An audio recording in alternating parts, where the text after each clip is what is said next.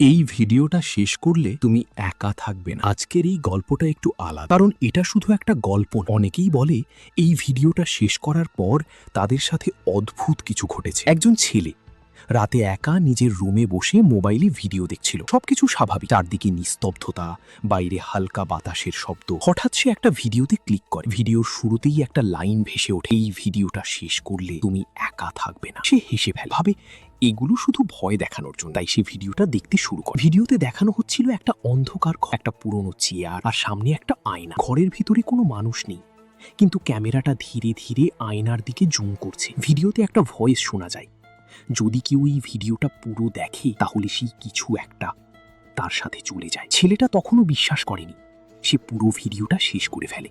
Video শেষ, সবকিছু আবার স্বাভাবিক। সে মোবাইলটা রেখে দেয় আর ঘুমাতে যায়। রাত প্রায় ৩টা। হঠাৎ তার ঘুম ভেঙে যায়, কারণ সে একটা শব্দ শুনতে পায়, টক টক। সে চোখ মেলে চারদিকে তাকায়, রুম অন্ধকার, সবকিছু চুপচাপ। সে ভাবে হয়তো ভুল শুনেছে, কিন্তু এইবার শব্দটা স্পষ্ট, তার দরজা থেকেই আসছে। সে ধীরে ধীরে উঠে বসে, দরজার দিকে তাকিয়ে থাকে। দরজাটা বন্ধ, কিন্তু বাইরে সে ধীরে বলে কোনো উত্তর। ঠিক তখন দরজার নিচ দিয়ে একটা ছায়া দেখা যায়। তার বুক জোরে ধড়ফড় করতে থাকে। সে বুঝতে পারছে কিছু একটা ঠিক নেই। হঠাৎ তার মোবাইলটা নিজে নিজে জ্বলে ওঠে। সে অবাক হয়ে তাকায়। স্ক্রিনে দেখা যায় সেই একই ভিডিও আবার চলছে, কিন্তু এবার ভিডিওর শেষে নতুন একটা লাইন দেখা যায়, এবার দরজা খোলা। তার শরীর ঠান্ডা হয়ে যায়। সে দরজার দিকে তাকায়। ধীরে ধীরে দরজাটা নিজে নিজেই খুলতে শুরু করে। বাইরে অন্ধকার, কিছুই দেখা যাচ্ছে না, কিন্তু সেই অন্ধকারের ভিতর থেকে ধীরে ধীরে একটা শ্যাডো বেরিয়ে আসে। ঠিক যেমনটা ভিডিওতে দেখানো হয়েছিল। ছেলেটা চিৎকার করতে চায়, কিন্তু তার গলা দিয়ে কোনো শব্দ বের হয় না। শ্যাডোটা ধীরে ধীরে তার সামনে এসে দাঁড়ায়, তারপর নিচু গলায় ফিস ফিস করে বলে, তুই